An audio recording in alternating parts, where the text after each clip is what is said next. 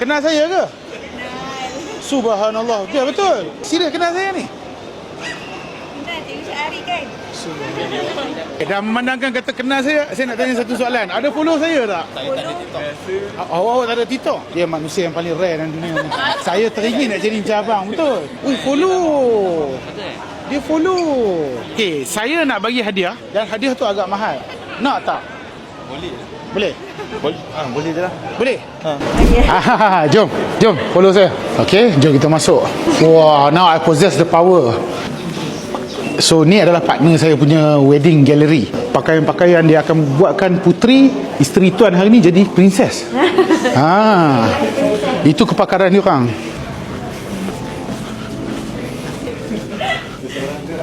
Dah memang nama pun putri kan. Nama pun putri. So memang akan jadi princess hari ni.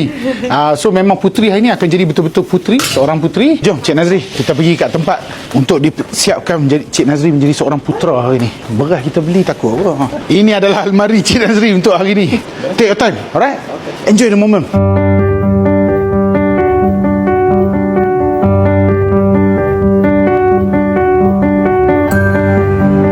Okay guys, korang nampak tak? Cik Nazri tengok dah bertukar daripada tadi kita tengok kan. Ini nampak macam Bumi Putra Rockers ni. Dah ready? Nak tengok why? Follow saya. Okay, Cik Nazri, kejap lagi saya suruh pusing, awak pusing. Semoga hadiah dan segala apa benda yang saya bagi ni menjadi keberkatan pada perkahwinan korang, kekal sehingga ke jannah. Okay? Ini yang terbaik yang saya boleh buat lah. Enjoy the moment. Okay guys, ready? 3, 2, 1, open! Allah.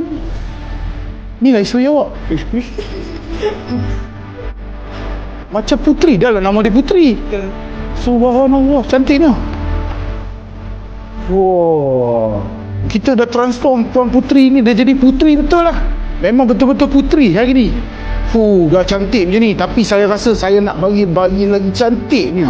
Sekejap, saya nak bagi hadiah. Okay, Cik Nazri dan Puan Putri, ini adalah barang yang memang setanding di tempat dia sekarang ni. Moissanite ya, pegang. Tak cukup dengan tu satu barang nak kita bagi lagi. Ni baru best. Tak cukup lagi, mai saya bagi lagi. Bagi. Okey, tu dia. Lepas ni bulan depan aku makan Maggi kali dia.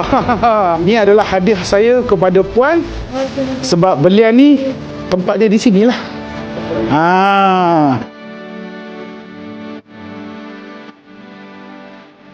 What happened? Wow, cantik.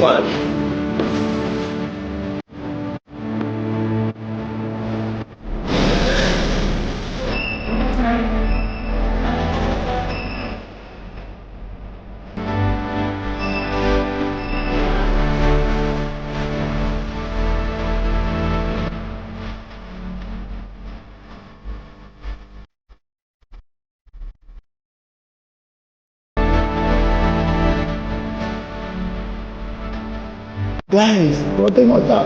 Diorang tengah dibagi gambar shoot secara pro guys. Kenangan ni akan diabadikan seumur hidup. Ya Allah, saya rasa seronok sangat. Diorang dah transform guys, betul transform. Hari ni hari bahagia diorang. So kita bagi the best untuk diorang. So Cik Nazri, ini adalah hadiah saya kepada Cik Nazri dan juga wife. Okay, saya tak ada kata lain, hanya mendoakan yang terbaik buat Cik Nazri dan juga Puan Putri. Semoga berkekalan sehingga ke akhir hayat dan kalau boleh jumpa sampai di jannah tu lah.